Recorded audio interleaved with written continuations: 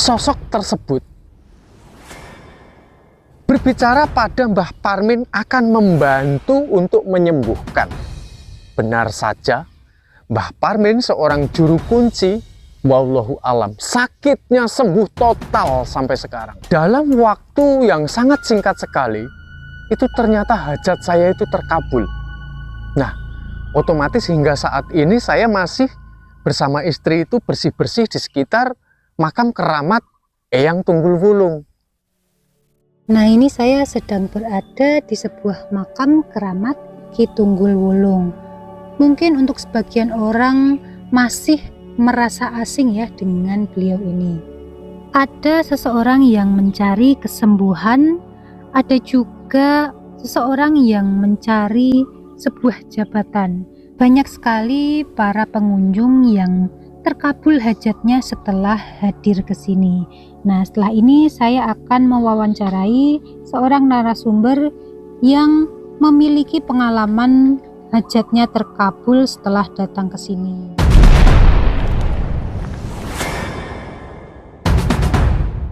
Bisa diceritakan apa hajat yang sudah pernah terkabul ketika datang ke sini, ataupun mungkin pernah meminta kesembuhan dari sakitnya gitu? Ya, sebelum itu tapi saya ingin mengingatkan terlebih dahulu Mbak, bahwa segala sesuatu itu atas kehendak Tuhan Yang Maha Esa. Jadi makam tersebut saya mau menjelaskan sedikit dari narasumber saya, yaitu adalah seorang juru kunci Mbah Parmin ya. Kesaksian dari beliau, konon sejarahnya yang diceritakan terhadap saya. Ki Tunggul Wulung ini adalah seorang kiai pada zaman itu. Di belakang saya ini ada pohon besar, merupakan salah satu tempat pesanggerahan beliau dulu ketika sedang beristirahat. Nah, di belakang, di balik pohon besar ini juga ada sungai.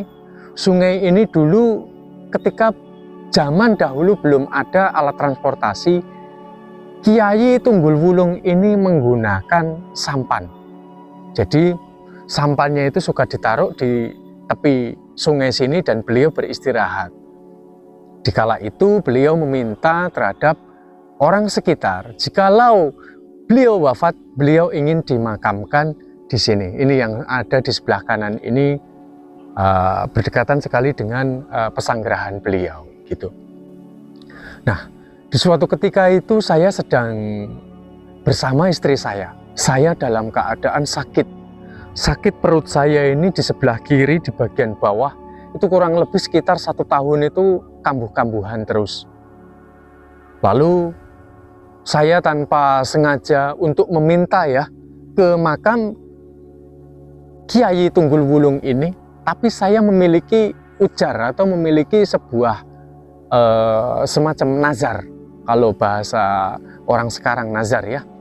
Saya bilang, Dek, nanti kalau saya hajatnya terkabul, gimana kalau nanti tempat ini kita bersihkan, kita belikan sapu, dan nanti kalau ada rezeki kita belikan bunga, seperti itu, Mbak.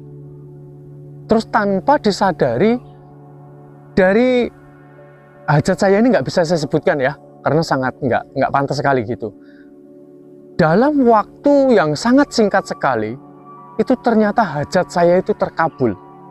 Nah, otomatis hingga saat ini saya masih bersama istri itu bersih-bersih di sekitar makam keramat Eyang Tunggul Wulung. Itu yang pertama, itu dari hajat. Nah, dikala itu saya kan dalam posisi sakit juga. Sakit saya itu tanpa saya harus meminta. Ternyata sakit saya ini berangsur membaik dan sudah lumayan lama tidak kambuh-kambuh lagi. Bahkan juga kesaksian dari Mbah Parmin, beliau adalah seorang juru kunci asli, salah satu dari juru kunci makam Eyang Tunggul Wulung tersebut juga. Ceritanya mengalami kisah yang hampir mirip-mirip dengan saya.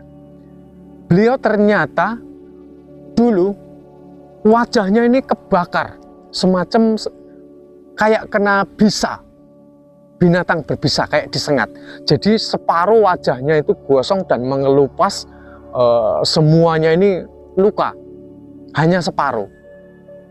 Dan dikala itu beliau itu ditemui salah satu sosok memakai kudeng berwarna putih atau ikat kepala berwarna putih, ya sebagai beliau mengaku bahwa beliau adalah seorang Ki Tunggul Wulung.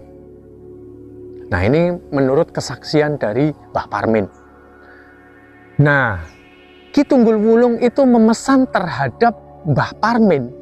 Mbah Parmin ini karena nggak jauh dari sini, itu ada masjid yang sudah selesai dibangun ya Mbak ya.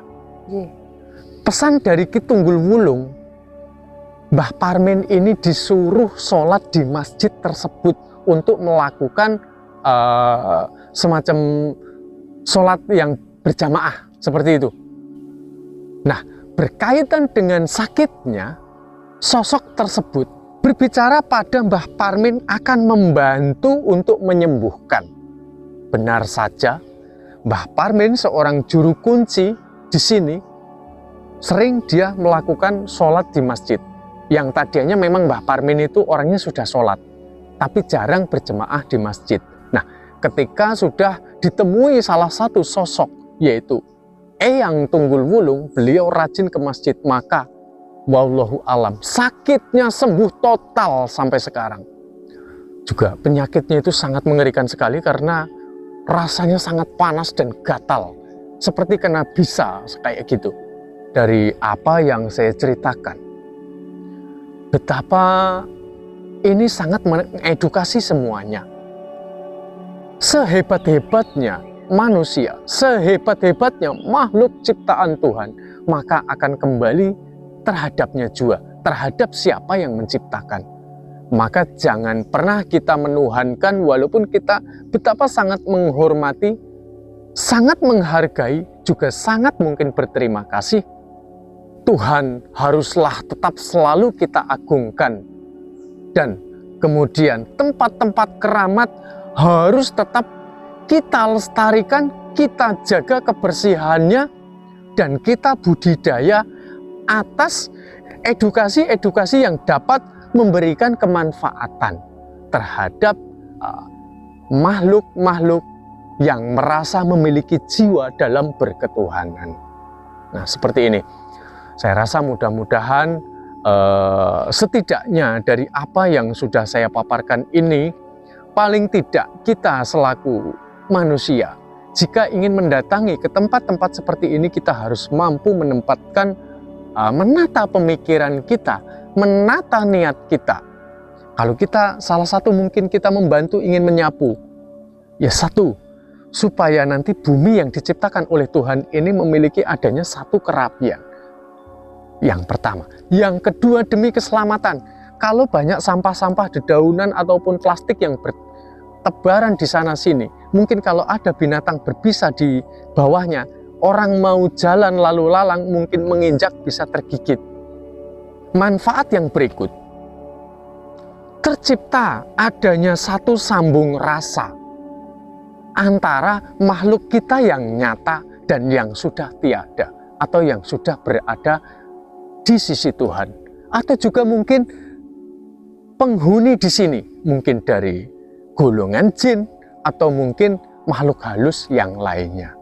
Akan tetapi kita harus tanamkan sifat kesadaran bahwa manusia dan segalanya, semua itu hanyalah ciptaan dari Tuhan yang Maha Esa. Seperti itu. Mudah-mudahan dalam saya memberikan sebuah cerita ini tidak akan menyesatkan nilai-nilai daripada sebuah keyakinan ataupun keimanan. Semua yang kita jalani ini adalah anugerah dari Tuhan, maka semuanya kita harus menyerahkan pada Tuhan. Jika kita ingin berbuat baik terhadap alam semesta beserta isinya, terhadap makhluk-makhluk yang ada di sekitar kita, biarlah Tuhan yang cukup untuk menjadi saksi atas semuanya. Dan biarlah Tuhan yang akan memberikan keadilan atas kemanfaatan yang sudah kita lakukan. Kisah kesembuhan itu saya alami, juga dialami oleh juru kunci Mbah Parmin. Juga masih ada juga mereka yang meminta jabatan, mereka juga jadi akhirnya dia memiliki sebuah cita-cita kayak gitu, maksud saya itu juga tercapai atas sebuah cita-citanya. Akan tetapi ingat, semacam ini suratan atas diri manusia itu sudah diatur oleh Tuhan yang Maha Esa.